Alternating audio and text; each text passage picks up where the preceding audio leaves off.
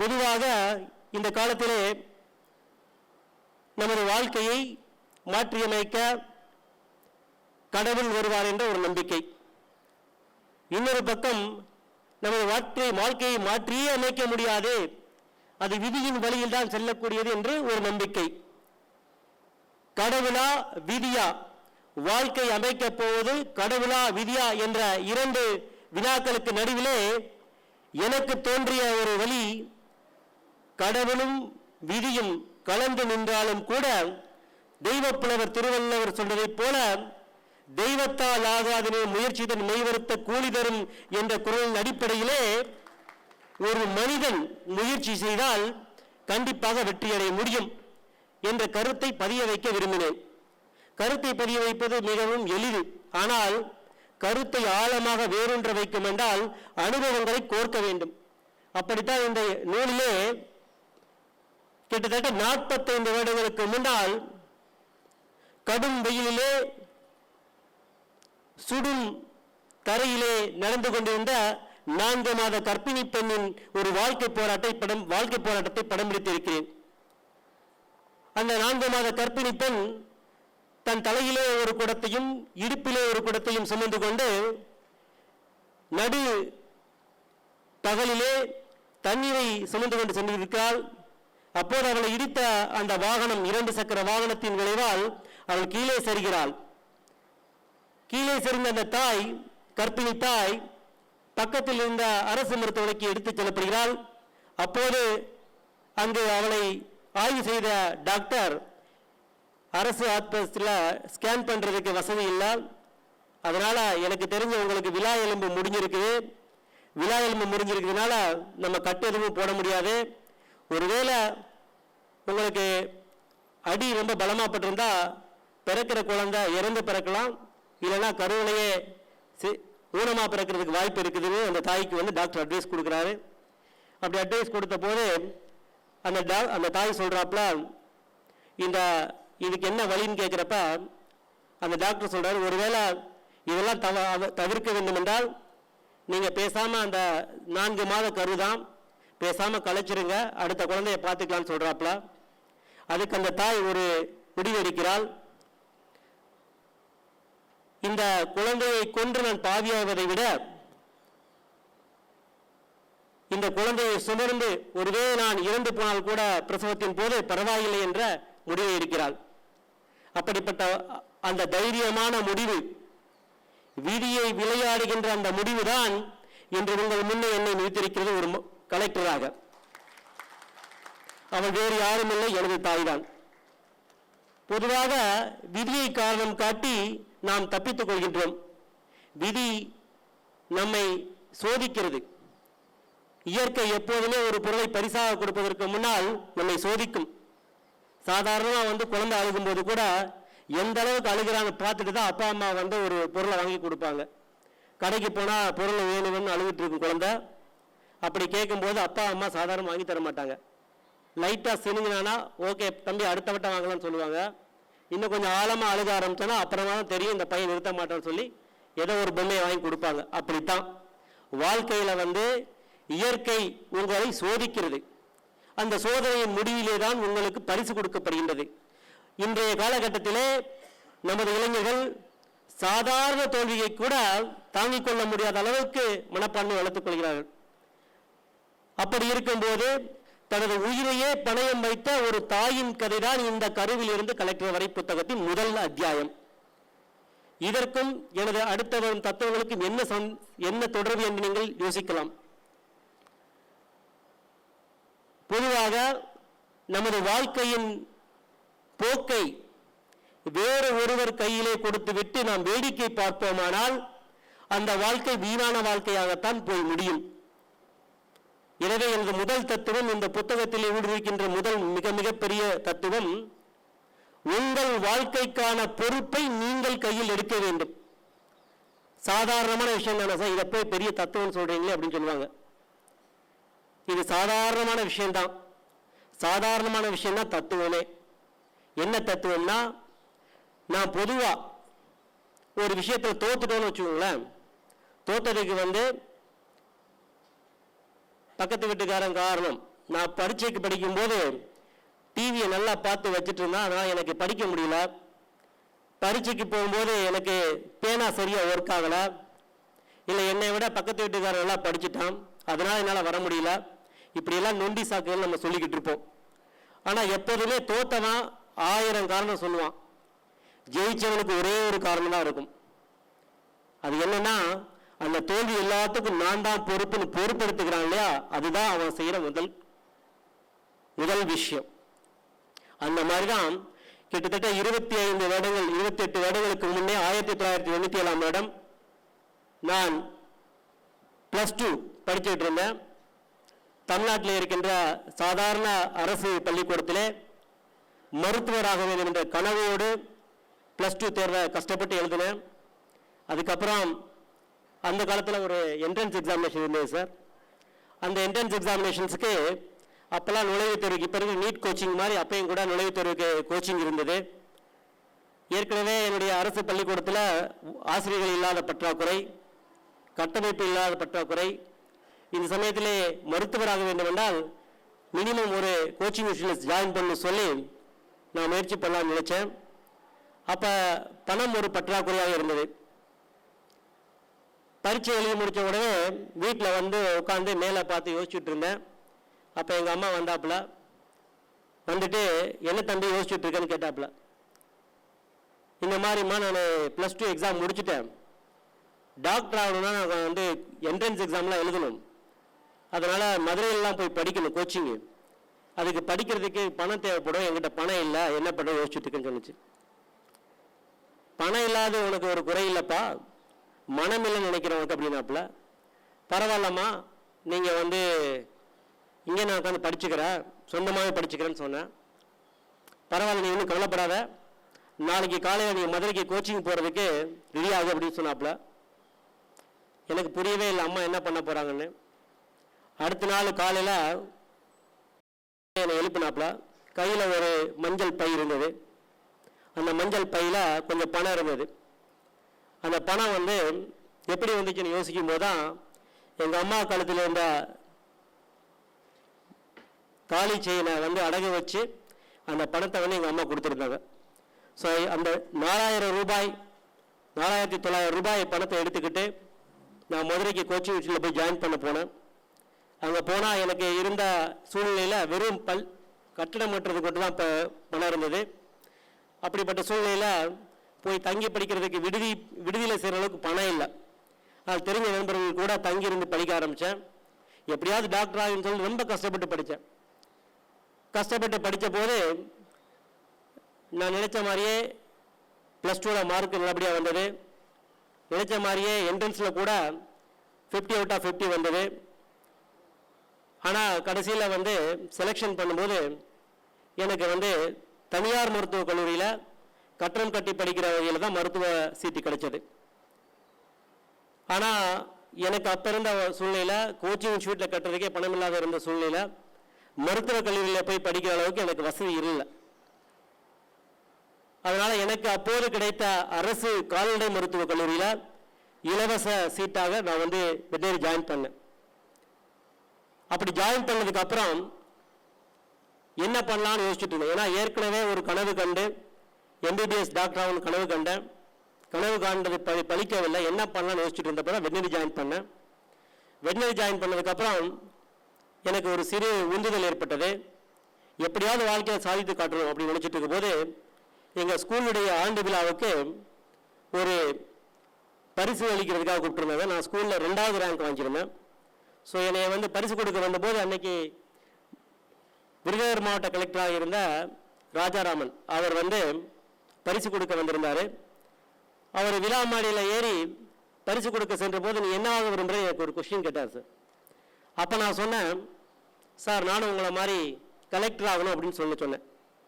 எல்லோரும் எனக்கு கீழே விழா மேடையில் கீழே இருந்த எல்லோருமே பார்த்து சிரிக்க ஆரம்பிச்சிட்டாங்க. ஒரு MBBS டாக்டர் ஆக முடியல, ஸ்கூலில் ஃபஸ்ட் ரேங்க் வாங்க முடியல, இவர் கலெக்டர் ஆகிறாராமா அப்படின்னு சொல்லி எல்லோரும் சிரித்தாங்க. அந்த சிரிப்புகள் இன்னும் கூட என் காதில் கேட்டுட்டு இருக்குது. சரி பரவாயில்ல, எல்லோரும் சிரித்தாலும் பரவாயில்லன்னு சொல்லிட்டு அன்னைக்கு அங்கேருந்து கிளம்பி சென்னையில் வந்து மெட்ராஸ் யூனிவர்சிட்டி காலேஜில் ஜாயின் பண்ணேன். ஜாயின் பண்ணதுக்கு அப்புறம் தான் தெரிஞ்சது மெட்ராஸ் யூனிவர்சிட்டி காலேஜில் பெரும்பாலான சீனியர் மாணவர்கள் திரு இறையன்பு ஐஏஎஸ் அவர்களைப் போல அக்ரிகல்ச்சரல் காலேஜில் எப்படி வந்து ஐஏஎஸ் படிச்சுட்டு இருக்காங்களோ அதே மாதிரி வெட்டரி காலேஜிலுமே நிறைய பேர் ஐஏஎஸ் படிச்சுட்டு இருந்தாங்க. அந்த சமயத்தில் எனக்கு வந்து புத்தகம் வாங்குறதுக்கு அந்தளவுக்கு காசு இல்லை. சரின்னு சொல்லி சென்னை சென்ட்ரல் பக்கத்தில் இருக்கிற மூர் மார்க்கெட்டில் போய் ஒரு பழைய புத்தகத்தை வாங்கிட்டு வந்தேன். அந்த புத்தகத்தோட விலை வெறும் 20 ரூபாய் தான். அந்த புத்தகத்தை படிக்க ஆரம்பித்தேன். அதுக்கப்புறம் தான் அடுத்த 10 ஆண்டுகளிலே ஐஏஎஸ் அதிகாரியாக மாறியிருக்கிறேன். அந்த புத்தகம் தலைப்பு, அந்த புத்தகத்தின் தலைப்பு ஐஏஎஸ் தேர்வும் அணுகுமுறையும். அதை எழுதிய ஆசிரியர் திரு வி இறையன்பு ஐஏஎஸ் அவர்கள். கிட்டத்தட்ட 20 வருஷத்துக்கு முன்னாடி இவர் எழுதிய புத்தகத்தை படித்து நான் ஐஏஎஸ் ஆகியிருக்கிறேன். இன்னைக்கு அவர் கையால் என் புத்தகத்தை வெளியிடுறதை விட ஒரு பெரிய பெருமை என்ன இருக்க முடியும் எனக்கு. இதை ஏன் சொல்றேன்னா, இதுதான் என்னுடைய தத்துவமே. வாழ்க்கையில் தோற்று நிற்கும் போது தோல்விக்கு பல காரணங்களை கண்டறியணும். ஆனால் அதுக்கு முக்கியமான காரணம் நம்மை நாம் மேம்படுத்திக் கொள்ளணும். நம்ம வாழ்க்கைக்கு நம்ம தான் பொறுப்பு. MBBS கிடைக்கல, அதுக்காக நான் வாழ்க்கையில் வந்து இனிமேல் எதையுமே பண்ண மாட்டேன், இல்லை அப்பா அம்மாவை கஷ்டப்படுத்தி தான் நான் வந்து தனியார் கல்லூரியில் தான் சேருவேன் அப்படின்னு இந்த காலத்தை நினைச்சிங்கன்னா நம்ம வாழ்க்கையை யாராலும் காப்பாற்ற முடியாது. நான் தோல்வி அடைந்து விட்டேன், இந்த தோல்வியை எப்படி வெற்றியாக மாற்றப் போகிறேன் என்ற பொறுப்பை ஒவ்வொரு இளைஞர்களும் எடுத்துக்கொண்டால் கண்டிப்பாக அவர்கள் வாழ்விலே நினைக்கின்ற விஷயத்தை அடைய முடியும் என்ற நம்பிக்கையை மக்கள் மனதிலே விதைக்க வேண்டும் என்ற நோக்கத்தோடு தான் இந்த கருவிலிருந்த கலெக்டர் வரை என்ற புத்தகத்தை எழுதியிருக்கிறேன். இது முதலாவது தத்துவம். இரண்டாவது தத்துவம், சமயம் குறைவாக இருப்பதால் வேகமாக முடிக்கிறேன். இரண்டாவது தத்துவம், வாழ்க்கையை நீங்கள் நினைத்த வண்ணம் வாழ வேண்டும் என்றால் பல தடைகளை கடக்க வேண்டியிருக்கும். பொதுவாக தடைகளை நாம் கடக்க வேண்டியிருக்கும் என்று சொல்வோம், இல்லை தடைகளை தவிர்க்க வேண்டும் என்று சொல்வோம். ஆனால் என்னுடைய தத்துவம் தடைகளை உங்கள் படிக்கல்களாக மாற்ற வேண்டும். இதுவும் எல்லோருக்கும் தெரிந்த விஷயம்தான். தடைகளை எப்படி படிக்கல்லாக மாற்றுவீர்கள்? தடைகளை படிக்கல்லாக மாற்ற வேண்டும் என்றால் முதலில் நாம் பார்க்கின்ற கோணத்தை மாற்றி அமைக்க வேண்டும். இன்னைக்கு நம்ம வந்து புத்தக கண்காட்சி திருவிழாவுக்கு வந்திருக்கும் போது ஐயா சொன்னாங்க, திரு இறையன்பு ஐயா அவர்கள், இங்க 100,000 புத்தகங்கள் இருக்குது. ஆனால் அந்த புத்தகத்தில் ஏதோ ஒரு புத்தகத்தில் நமக்கு ஒரு வாசகம் கிடைக்கும். அப்படிப்பட்ட வாசகம் நம்ம வாழ்க்கையை மாற்றி அமைக்கும். அப்படி என்னுடைய வாழ்க்கையுமே கூட மாற்றி அமைத்த சம்பவங்கள் உண்டு. முக்கியமாக எனக்கு அவ்வளவாக ஆங்கிலம் பேச தெரியாது, எழுத தெரியாது. ஏனென்றால் நான் தமிழ் வழியிலே பயின்ற மாணவன். தமிழ் வழியிலே பயின்ற மாணவன் ஐஏஎஸ் தேர்வு ஆக முடியுமா? அரசு பள்ளியிலே பயின்ற மாணவன் ஐஏஎஸ் தேர்விலே செலக்ட் பண்ண ஆக முடியுமா? இப்படியெல்லாம் பல கொஸ்டின்ஸ் வரும். இதையெல்லாம் எப்படி தடை கற்களை படிக்கற்களாக மாற்றினேன் என்பதை பற்றி அக்குவேராக ஆணிவேராக இந்த புத்தகத்திலே குறிப்பிட்டிருக்கின்றேன். அதை ஆழமாக உணர்ந்தால் இன்றைய இளைய தலைமுறையினருக்கு இருக்கின்ற வாய்ப்புகள் ஏராளம். அன்றைய காலகட்டத்தை விட இன்றைய காலகட்டத்திலே ஏராளமான வாய்ப்புகள் இருக்கின்றன. வெறும் IAS, IPS, TNPSC தேர்வு மட்டுமல்ல, எல்லா துறைகளிலுமே சாதிக்கின்ற ஒரு வாய்ப்புகள் இருக்கின்றன. ஆனால் சாதிக்கும் முயற்சியிலே கண்டிப்பாக தோல்விகள் வரும், துன்பங்கள் வரும், சவால்கள் வரும், தடைகள் வரும், ஏற்றங்கள் இறக்கங்கள் வந்தே தீரும். ஆனால் ஒவ்வொரு நிமிடத்திலுமே அந்த தடைகளையும் அந்த சவால்களையும் சாதனையாக மாற்றுகின்ற திறன் உங்களிடம் இருக்கின்றது. அதை நீங்கள் பார்க்கின்ற பார்வையை மாற்றும் போது கண்டிப்பாக அது உங்களுக்கு கிடைக்கும். இது இரண்டாவது தத்துவம். மூன்றாவது மிகப்பெரிய தத்துவம் அல்லது மிக எளிய தத்துவம் என்று சொல்ல வேண்டுமென்றால், உங்கள் வாழ்க்கையை நீங்கள் உங்களுக்காக வாழ்வதிலே ஒரு வாழ்க்கை.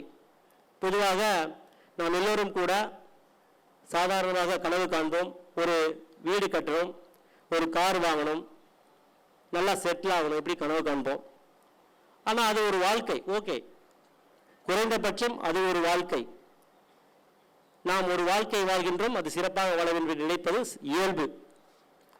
சில பேர் அதையும் நினைக்க மாட்டேங்கிறாங்க.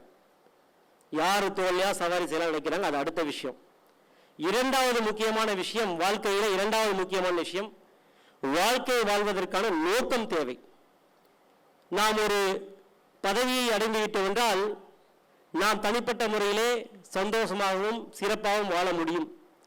அதிகாரம் என்பது நமக்கு அரியாசனை போன்றது. ஆனால் அரியாசனையின் பின்னால் மிகப்பெரிய பொறுப்பு இருக்கின்றது. இன்று எல்லோரும் கூட நீ என்ன பெரிய கலெக்டரா அப்படின்னு சொல்லுவாங்க. பொதுவாக ஐஏஎஸ் ஐபிஎஸ் இந்த மாதிரி அதிகாரிகள் வேலை செய்யும் போது ஏகப்பட்ட பிரச்சனைகள் வரும். அந்த பிரச்சனைகளை எப்படி கையாண்டு நமது அதிகாரத்தை மற்றவர்களுக்காக பயன்படுத்துகிறோம், சமூக மாற்றத்திற்காக பயன்படுத்துகிறோம், நாம் வளர்ந்து வந்த சமூகத்திற்கு நாம் என்ன பிரதிபலன் செய்கிறோம் என்பதை பற்றி நாம் எல்லோரும் கூட யோசிக்க வேண்டும். அது வெறும் ஐஏஎஸ் ஐபிஎஸ் அதிகாரிகள் மட்டுமில்ல, எல்லா துறையிலும், ஒரு மருத்துவராக இருக்கலாம், ஒரு வழக்கறிஞராக இருக்கலாம், ஒரு அரசியல் தலைவராக இருக்கலாம், நாம் வளர்ந்து வந்த சமுதாயத்திற்கு மீண்டும் கொடுக்கக்கூடிய விஷயம் என்ன என்பதை பற்றி எல்லோரும் கூட சுய ஆராய்வு செய்ய வேண்டும். அந்த வகையிலே சமூக பொருளாதார பின்தங்கிய சூழலில் இருந்து வந்த நான் இன்று ஐஏஎஸ் அதிகாரியாக பின்னால் எனது சமூக பொருளாதார பின்தங்கிய சூழலில் இருக்கின்ற என்னை போல மாணவர்களுக்காக என்ன விஷயங்களை செய்திருக்கிறோம் என்பதை பற்றிய ஒரு பகுதியை இந்த புத்தகத்திலே கொடுத்திருக்கிறேன். எனவே வாழ்க்கை அர்த்தமுள்ளதாக வாழ வேண்டும் என்ற நோக்கத்தை கூட இந்த புத்தகம் சொல்லியிருக்கின்றது. சமயம் மிகவும் குறைவாக இருப்பதால் இந்த எனது அறிமுக உரையை இத்துடன் நிறைவு செய்து கொள்கிறேன்.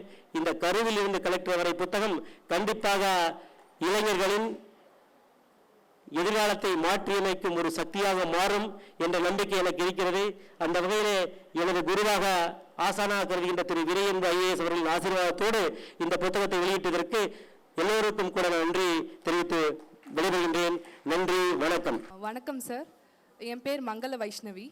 நான் யூனிவர்சிட்டி ஆஃப் மெட்ராஸில் journalism and mass communication masters படிச்சுட்ருக்கேன். சார், இந்தியன் இன்ஃபர்மேஷன் சர்வீஸ்லேயும் போகிறதுக்கான வாய்ப்புகள் இருக்குன்றதை பற்றி தெரிஞ்சுக்கிட்டேன். ஆனால் அதில் எப்படி அப்ரோச் பண்ணணும் உங்ககிட்ட இந்த கைடன்ஸ் கிடைச்சா நல்லாயிருக்கும் சார். பொதுவாக சிவில் சர்வீஸ் எக்ஸாமினேஷனில் வைஷ்ணவி டோட்டல் 21 சர்வீசஸ்க்கு மேலே இருக்குது. அதில் ஒரு service Indian information services. So Indian information சர்வீஸ்க்குன்னு தனியாக எக்ஸாம்ஸ் எதுவும் கிடையாது. இந்த சிவில் சர்வீஸ் எக்ஸாமினேஷன் எழுதிங்கன்னா அதில் ஒரு சர்வீஸாக இந்தியன் இன்ஃபர்மேஷன் சர்வீஸு. பொதுவாக சிவில் சர்வீஸ் எழுதுகிறவங்க எல்லாருமே ஃபர்ஸ்ட் டாப் 3ல் ஐஏஎஸ், ஐபிஎஸ், ஐஎஃப்எஸ் இந்த 3 சர்வீசஸ் ப்ரிப்பேர் பண்ணுவாங்க. பட் சில பேர் இந்தியன் அக்கௌண்ட் சர்வீஸ் ப்ரிப்பேர் பண்ணுவாங்க. அவங்க அக்கௌண்ட்ஸ் ஃபீல்டில் இருந்தாங்கன்னா நீங்கள் இன்ஃபர்மேஷன் ஃபீல்டில் இன்ஃபர்மேஷன் சர்வீஸ் ப்ரிப்பேர் பண்ணுறீங்க. அதில் ஒரு ஆப்ஷனாக நீங்கள் போட்டுக்கலாம். போடும்போது நீங்கள் முதல்ல 1லேருந்து 21 சர்வீசஸ் ஃபீல் பண்ணுங்கள். கடவுள் உங்களுக்கு எந்த சர்வீஸ் கொடுக்கணும்னு நினைக்கிறாரோ அது கிடைக்கும். அதனால் நீங்கள் ஒரு வாய்ப்பு கடவுளுக்கு கொடுங்க, நீங்கள் முயற்சியை பண்ணுங்கள். கண்டிப்பாக இந்தியன் இன்ஃபர்மேஷன் சர்வீஸோ இல்லை அதை விட உங்களுக்கு இந்திய அட்மினிஸ்ட்ரேட்டிவ் சர்வீஸோ கிடைக்கிறதுக்கான வாய்ப்புகள் இருக்குது. அதற்கான வழிகாட்டுதலுக்காக அஸ்பைர் வித் ராம் ஐஏஎஸ்ன்னு சொல்லி ஒரு ப்ரோக்ராம் நாங்கள் பண்ணுறோம். இது ஃப்ரீ மென்டர்ஷிப் ப்ரோக்ராம். இந்த புத்தகத்தின் மூலம் கிடைக்கிற வருவாயை பயன்படுத்தி இந்த ஃப்ரீ மென்டர்ஷிப் ப்ரோக்ராமை பண்ணிட்டு இருக்கிறோம். இதில் இலவசமாக மாதாந்திர மேகசின்ஸ் அனுப்பிச்சுட்ருக்கோம், ஆன்லைன் மேகசின்ஸு. அப்புறம் வீடியோ லெக்சர்ஸ் கொடுக்குறோம், வெப் இன்ட்ராக்ஷன்ஸ் பண்ணுறோம். ஸோ தட் இந்த மாதிரி முதல் தலைமுறையில் இருக்கிற மாணவர்களுக்கு ஏன்னா வழிகாட்டுறதுக்கு யாருமே இருக்க மாட்டாங்க. ஏன்னா நான் ஒரு முதல் தலைமுறை ஐஏஎஸ் ஆஃபீஸராக வந்திருக்கிறேன். எனக்கு தெரியும் ஒரு முதல் தலைமுறை ஐஏஎஸ் ஆஃபீஸர்ஸ்களுக்கு எவ்வளோ கஷ்டம் இருக்கும். ஒரு படிக்கிற மாணவர்களுக்கு எது கரெக்டான வழின்னு தெரியாது. நிறைய பேர் ஒரு கோர்ஸில் ஜாயின் பண்ணுவாங்க, அப்புறம் they will drift away from the main course. அது போகாமல் இருக்கிறதுக்காக படிக்கிற மாணவர்களுக்கு படிக்கிற கல்லூரி பருவத்திலிருந்தே அவங்களுக்கு வழிகாட்டுறதுக்கான ஒரு செயல் திட்டமாக தான் இந்த அஸ்பைர் வித் ராம் ஐஏஎஸ் பண்ணுறோம். நீங்கள் இணைந்து பயனாற்றுறீங்களா? கண்டிப்பாக உங்களுக்கு நாங்கள் வழிகாட்டுறோம். ரொம்ப நன்றி வைஷ்ணவி. நெக்ஸ்ட், முதல்ல உங்களுக்கு பாராட்டு. இவ்வளோ பேர் இருக்கிற மத்தியில் இவ்வளோ தூரம் தைரியமாக நீங்கள் இந்த விஷயத்தை எடுத்து பேசுகிறீங்க இல்லையா? இது நிறையா மாணவர்கள் வரமாட்டாங்க. பல ஆயிரம் பேர் பார்த்துருப்பாங்க, சில பேர் வரணும்னு நினச்சிருப்பாங்க. கடைசியில் உட்காந்து கடைசி வரைக்கும் நிற்கிறதுனால நீங்கள் கண்டிப்பாக ஜெயிப்பீங்க. God bless you. சொல்லுங்கம்மா. வணக்கம் சார், என்னோட பேர் கவி பாரதி. முதல்ல வாழ்த்துக்கள் சார் உங்களுடைய புத்தக வெளியீட்டுக்கு. சார், என்னுடைய குவரி என்னென்னா, எஸ்ஏ ரைட்டிங் எப்படி சார் அப்ரோச் பண்ணுறது? ஏன்னா ஒவ்வொருத்தருக்கும் அது அது எஸ்ஏன்றதே சப்ஜெக்டிவ் தான். ஸோ எவ்வளோ ஈஸியாக அதை அணுகலாம், எவ்வளோ ஈஸியாக நம்ம அதை கிராக் பண்ணலாம், அதை பற்றி ஏதாவது? வெரி குட் கவி பாரதி. நீங்கள் என்ன படிச்சுட்டு இருக்கீங்க கவி பாரதி? சார், நான் இப்போ யூபிஎஸ்சி ப்ரிப்பரேஷனில் தான் சார். இல்லை, என்ன படிச்சு முடிச்சிருக்கீங்க? டிகிரி படிச்சிருக்கீங்களா? சார், என்ன படிச்சிருக்கீங்க? பிபிஐபி சார், பிபிஏ. பிசினஸ் மேனேஜ்மெண்ட்ல. Very good, no problem. உட்காருங்க கவி பாரதி. பொதுவாக நம்ம வந்து எஸ்ஏ ரைட்டிங் எப்படின்னு கேட்குறோம், எக்ஸாம் ரைட்டிங் பற்றி பேசுகிறோம். பொதுவாக வந்து ஏதாவது ஒரு விஷயத்தை வந்து நம்ம எழுதணும்னு நினச்சோன்னா அதை பற்றி நிறையா படிக்கணும். இப்போ பொதுவாக விவசாயத்தில் பார்த்தீங்கன்னு வச்சுக்கோங்களேன், ஒரே ஒரு விதையை தான் ஊடுவாங்க, அது நிறைய பழங்கள் கொடுக்கும். அப்படி தான் வந்து பொதுவாக வந்து நம்ம எவ்வளோக்கு எவ்வளோ வந்து இன்புட் கொடுக்குறோமோ அந்த அளவுக்கு அவுட்புட் வரும். ஸோ எஸ்ஏ ரைட்டிங்கை பற்றி நான் எவ்வளோ தான் சொன்னாலுமே வந்து சில பேசிக்ஸ் புக்ஸ் இருக்குது. பேசிக் ஸ்ட்ரக்சர் எப்படி இருக்கணும், என்னென்ன பாயிண்ட்ஸை கவர் பண்ணணும், இது வந்து பேசிக் ஸ்ட்ரக்சர். ஆனால் அதுக்குள்ளே இருக்கிற கண்டென்ட் ஃபில்லிங் இருக்குது பாருங்கள். இந்த அவுட்லைன் ஃப்ரேம் ஒர்க் உங்களுக்கு கிடைக்கும், பட் அதுக்குள்ளே என்ன கண்டென்ட் ஃபில் பண்ணுன்றதுக்கு வந்து நிறைய நீங்கள் படிக்கணும். எஸ்ஏஸ் நிறைய டிஃப்ரெண்ட் டாபிக்ஸில் படிக்க என்ன ஆகும்னா ஆட்டோமேட்டிக்காக உங்களுடைய பிரெயின் வந்து நிறைய இன்ஃபர்மேஷன், நிறைய அப்ரோச்சஸ் அக்குமுலேட் பண்ணும்.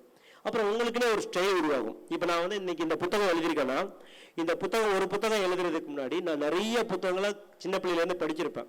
அது எல்லாம் சேர்ந்து இன்ஃப்ளூயன்ஸ் பண்ணி கடைசியில் ஒரு ப்ராடக்ட் என்னுடைய யூனிக் ப்ராடக்டாக வரும். அந்த புத்தகத்தை அப்படியே காப்பி அடிக்க முடியாது, ஆனால் நிறைய உங்களுக்கு இன்ஃப்ளூயன்ஸ் வரும். அந்த மாதிரி எஸ்ஏ ரைட்டிங் பண்ணணும்னு நினைக்கிறவங்க, எக்ஸாமினேஷனுக்கு ரைட்டிங் பண்ண நினைக்கிறவங்க நிறைய படிக்கணும். முதல்ல அந்த சப்ஜெக்ட் ஓரியண்டாக படிக்கணும். பொதுவாக வந்து சிவில் சர்வீஸ் எக்ஸாமினேஷனில் வந்து எஸ்ஏ ரைட்டிங் ரொம்ப ரொம்ப முக்கியமான போர்ஷன். ஏன்னா 200 மார்க்ஸ் அதுக்கு வந்து ஒதுக்குறாங்க. நிறைய பேர் என்ன நினைப்பாங்கன்னா நார்மலாக எஸ்ஏ ரைட்டிங் மாதிரி எழுத நினைப்பாங்க. அதுக்கு வந்து முதல்ல வந்து first and foremost point different topics வந்து இருக்கும். Science, environment related issues, political, public admission, இந்த மாதிரி நிறைய டாபிக்ஸ் இருக்கும். அந்த டாபிக்ஸ் எடுத்துகிட்டு உங்களுக்கு என்னென்ன ஓரியன்டேஷன் டாபிக்ஸ் வருதுன்னு பார்த்துட்டு அந்த டாபிக்ஸுக்கு தகுந்த மாதிரி நிறைய எஸ்ஏஸை கலெக்ட் பண்ணி படிக்க ஆரம்பிங்க. முதல்ல அந்த நல்ல இன்புட்டை வச்சுட்டு திருப்பி நீங்கள் எக்ஸாம் எழுத போது ஒரு ப்ராக்டிஸ் பண்ணணும். நான் என்ன பண்ணேன், ஃபர்ஸ்ட் அட்டெம்ப்ட் பண்ணும்போது ஸ்ட்ரெயிட்டாக எஸ்ஏ ரைட்டிங் வந்து எக்ஸாம் அன்னைக்கு தான் போய் எழுதுறேன். அது ரொம்ப தப்பான ஒரு ப்ராக்டிஸ். நிறைய பழக தான் சித்திரமும் கைப்பழக்கம், செந்தமிழும் நாப்பழக்கம். So more you write more you evolve. First கொஞ்சம் உங்களுக்கு கஷ்டமாக இருக்கும், அதனால் வந்து பழக அது சரியாக போயிடும். ஸோ எஸ்ஏ ரைட்டிங் வந்து இங்கிலீஷில் வந்து ரென்னன் மார்ட்டின் மாதிரி நிறைய எஸ்ஏ ரைட்டிங் சிம்பிளான புக்ஸ் இருக்குது. பேசிக்ஸ் மட்டும் தெரிஞ்சுக்கோங்க, உள்ள கண்டென்ட் ஃபில் பண்ணுறதுக்கு நிறைய படிங்க, எழுதி பழகுங்க. Thank you. Thank you sir. Sir very good evening sir, nice to meet you. உங்கள் பேர் என்ன? கதிர். கவியா? கதிர். கதிர். ஓகே கதிர். சார் நான் வந்துட்டு என்ன படிச்சுட்டு இருக்கீங்க? எம்எஸ்சி பாட்டனி படிச்சிருக்கேன் sir. MSc botany. MSc botany. Sir ஸ்டடீஸை தாண்டி டைம் மேனேஜ்மெண்ட் ஒன்று இருக்குது சார்.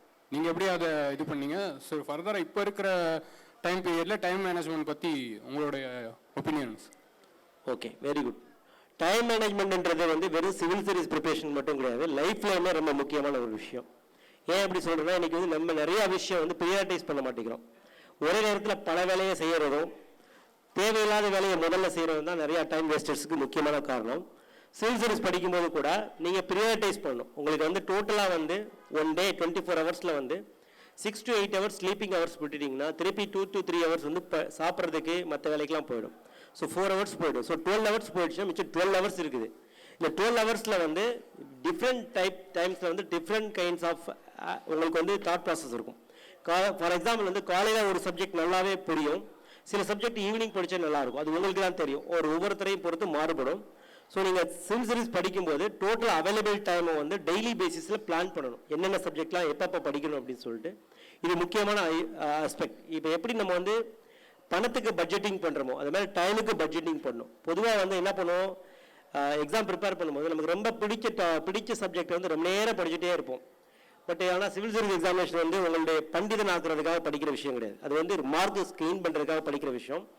பிடிச்ச சப்ஜெக்டே படிச்சிருந்தீங்கன்னா மற்ற சப்ஜெக்ட் படிக்க முடியாமல் போயிடும். அதனால் பேலன்ஸ்டாக படிக்கணும். ஓரளவுக்கு எல்லா சப்ஜெக்டையும் கவர் பண்ணுற மாதிரி ஒரு நாளில் கவர் பண்ணணும். ப்ளஸ் எவ்ரிடே நீங்கள் என்ன படிச்சிங்கன்றதை ஈவினிங்கில் வந்து ரிவ்யூ பண்ணணும். அப்போ ரிவ்யூ பண்ண தான் வந்து என்ன ஆகுனா, நீங்கள் படிக்கிறது கரெக்டாக படிச்சுட்டு இருக்கீங்களா, எவ்வளோ தூரம் படிக்க நினைச்சிங்க, என்ன படிச்சிருக்கீங்கன்னு ரிவ்யூ பண்ணும்போது எங்கெங்கெல்லாம் டைம் வேஸ்ட் பண்ணுன்றதை ப்ரிவென்ட் பண்ண முடியும். ஸோ டைம் வேஸ்ட்டை கம்மி பண்ணுறதுக்கு நீங்கள் கண்டினியூஸாக ப்ராக்டிஸ் பண்ணணும். இது ஜென்ரல் பிரின்சிபிள்ஸ். இது போக உங்களுக்கு ஸ்பெசிஃபிக்காக வந்து டைம் மேனேஜ்மெண்ட் எந்த வகையில் லாஸ் ஆகுது, பொதுவாக சோசியல் மீடியா பார்த்துட்டு இருப்பாங்க, இல்லைனா என்ன பண்ணுவாங்கன்னா இன்டர்நெட்டில் படிக்கலாம்னு சொல்லிட்டு நிறைய விஷயம் படிப்பாங்க. ஆனால் கடைசியில் என்ன படிச்சோன்ற ஐடியாவே இருக்காது. நான் கூட அதை தப்பு பண்ணியிருக்கிறேன். ஏன்னா அப்போ தான் இன்டர்நெட் அறிமுகமாச்சு. ஸோ இன்டர்நெட் மூலம் நிறையா படிக்கலாம்னு சொல்லிட்டு ஒரே டாப்பிக்கு மல்டிபிள் சோர்ஸ் ஆஃப் இன்ஃபர்மேஷன் படிக்க ஆரம்பித்தேன். பட் என்ன ஆச்சுன்னா அது வந்து கிளாரிட்டி கம்மியாயிடும். ஸோ பொதுவாக வந்து பல சோர்ஸ்லேருந்து மல்டிபிள் டைம்ஸில் படிக்கிறத விட ஒரு கிளியரான சோர்ஸ்லேருந்து மல்டிபிள் டைம்ஸ் படிக்கிறது நல்ல விஷயம். இந்த மாதிரி சிம்பிள் பேசிக்ஸ் தான். இது பாயிண்ட் நம்பர் 1. ரெண்டாவது பாயிண்ட் ப்ரியாரிட்டைஸ் பண்ணும். நீங்கள் எதை முக்கியம்னு நினைக்கிறீங்களோ அதை முதல்ல பண்ணிடணும். ஏன்னா அதுக்கப்புறம் என்ன நடக்கும்னு தெரியாது. காலையில் எழுந்திரிச்சு, ஏன்னா பொதுவாக காலையில் என்ன பண்ணால் நிறைய டைம் வேஸ்ட் பண்ணுறோம். காலையில் எந்திக்கிறதே லேட்டாக எந்திப்பாங்க சில பேர் வந்து. அப்போ என்ன ஆகுனா நிறையா டே வந்து வேகமாக போன மாதிரி தெரிஞ்சிடும். இப்போ நீங்கள் ஏர்லியராக எந்திரிச்சு பாருங்கள். சில பேருக்கு அந்த பழக்கம் இல்லைன்னா அது நல்ல பழக்கம். எனக்கு கூட லேட் நைட் படிக்கிற பழக்கம் தான் இருந்தது ஆரம்பத்தில். ஸோ பட் நான் என்னுடைய பழக்கத்தை மாற்றிக்கிட்டேன். சில சமயம் நம்ம இப்படி தான் செட் ஆக நம்ம நினச்சிக்கிறோம், அது தப்பு. ஸோ நமக்கு வந்து பேசிக்கலாக ஏர்லி மார்னிங் எந்திரிச்சு படிக்கும்போது 5 o'clock 5:30 ஆரம்பிக்கும் போது உங்களுக்கு எந்த டிஸ்டர்பன்ஸ் இல்லாமல் நிறைய நேரம் எஃபெக்டிவாக செலவழிக்க முடியும். அது ரொம்ப முக்கியம். அது மாதிரி ஆஃப்டர்நூன் டைமில் காலையில் எழுந்திரிச்சு பேப்பர் படிக்க ஆரம்பிச்சாங்க சில பேர் வந்து. அது என்ன, பேப்பர் படிக்கிறது வந்து பேப்பர் எழுதுறவங்க சிவில் சர்வீஸ் எக்ஸாமினேஷனுக்காக பேப்பர் எழுதலை, அவங்க நியூஸ் பேப்பர் பொதுமக்களுக்காக எழுதுகிற ஒரு விஷயம். நம்ம படிக்கும்போது we will waste more time in reading newspaper for 2 to 3 hours. அது நமக்கு தேவை கிடையாது. நம்ம வந்து அதனால் அதை கம்மி பண்ணி 1 hourல நியூஸ் பேப்பர் படிக்கணும்னு வச்சுட்டு மேபி போஸ்ட் லஞ்ச் செஷன் படிச்சிங்கன்னா எஃபெக்டிவாக வந்து விஷயத்தை கவர் பண்ண முடியும். தேவையில்லாத விஷயத்தை படிக்காமல் விட்டுறலாம். ஸோ மோர் அண்ட் மோர் நம்மக்கிட்ட இருக்கிற டைம் எல்லாருக்கும் ஒன்று தான். அந்த டைமை எவ்வளோ எஃபெக்டிவாக இன்புட் கொடுத்து எவ்வளோ அவுட்புட் எடுக்கிறோன்றது தான் அந்த time management. Thank you. Thank you. Okay, மிச்சம் இருக்கிறவங்க வந்து தனியாக வந்து பேசலாம். அவங்களுக்கு அடுத்த ப்ரோக்ராம் நடத்த வேண்டியிருக்குது. ஸோ நான் 1-to-1 நேரமாக வந்து பேசுகிறேன். Thank you very much. அதான் நான் ஏற்கனவே சொல்லிட்டேன். இந்த மாதிரி இளைஞர்களுக்கு வந்து முதல் தலைமுறை மாணவர்களுக்கும் இளைஞர்களுக்கும் வழிகாட்ட வேண்டும் என்பதுதான் என்னுடைய நோக்கம். அந்த ஒரு நோக்கத்தோடு தான் இந்த புத்தகம் எழுதியிருக்கிறோம். வெறும் புத்தகத்தோடு இல்லாமல் அதுக்கு அடுத்த ஸ்டெப்பாக வந்து அவங்களுக்கு தொடர்ந்து பயிற்சி கொடுக்கறதுக்கும் கோச்சிங் இன்ஸ்டியூட் மாதிரி கிடையாது. இது கோச்சிங் இன்ஸ்டியூட் நினைச்சு தப்பான கற்பனை வேண்டாம். இது வந்து ஒரு மென்டரிங் செஷன்ஸ். இப்போ நான் இப்போ சொன்னேன் இல்லையா, சின்ன சின்ன பாயிண்ட்ஸ் தான். இது எப்படின்னா ஒரு சின்ன பாயிண்ட்ஸில் நிறைய கெயின் பண்ண முடியும். அதை வந்து எக்ஸ்பீரியன்ஸ் மூலம் சொல்ல முடியும். நான் ஒரு கோச்சிங் இன்ஸ்டியூட் மாதிரி உங்களுக்கு கோச் பண்ண முடியாது, அதே சமயத்தில் வந்து கைட் பண்ண முடியும். So I will be guiding through this program. Those who are really interested, those who are perseverant to pursue their dream, they can join with this program. Thank you very much. கிட்டத்தட்ட 2010 வந்து தொலைக்காட்சி ஊடகத்தில் பணியாற்ற ஆரம்பித்தேன். 2000 ஆரம்பித்தேன். 2010 வரைக்கும் வந்து தொலைக்காட்சி. 2010க்கு பிறகு வந்து டிஜிட்டல் ஜேர்னலிசம்குள்ளே போயிட்டேன். இன்றைக்கி வந்து டிஜிட்டல் ஜேர்னலிசம் எல்லாரும் திட்டுறாங்க. அதுக்கு ஒரு முன்னோடியாக இருந்திருக்கேன். 2010லேயே வந்து டிஜிட்டல் ஜேர்னலிசம் பிபிசியில் வந்து ரேடியோவை முடிச்சுட்டு டிஜிட்டலுக்கு மாற்றணும், மாடர்னைசிங் நியூஸ் ரூம் அப்படின்னு சொல்லி ஒரு ப்ராஜெக்ட் ஆரம்பித்தப்போ ரேடியோவிலேருந்து டிஜிட்டல் ஜேர்னலிசம்க்கு போகிறதுக்கு வந்தேன். ஸோ டிஜிட்டல் ஜேர்னலிசமில் வந்து ரொம்ப அதிகமாக வந்து ஒரு வார்த்தையை பயன்படுத்துவாங்க, டைம் ஸ்பெண்ட் அப்படின்வாங்க. இன்றைக்கி இருக்கிற எல்லா இளைஞர்களும் வந்து அவங்களோட நேரத்தை எவ்வளோக்குள்ள செலவழிக்கிறாங்களோ அவ்வளோக்குள்ள வருமானம் அவங்களுக்கு. நேரம் தான் இன்றைக்கி வந்து எல்லாருக்குமே காசு. இந்த டிஜிட்டல் யுகத்தில் வந்து நேரம் தான் காசு. இங்கே மேடையில் உட்காந்துருக்கிறவங்க எல்லாருக்கும் வந்து நேரத்தோட முக்கியத்துவம் நல்லா புரியும். அவங்களுக்கு நேரம் இருக்குமானோ எனக்கு தெரியாது.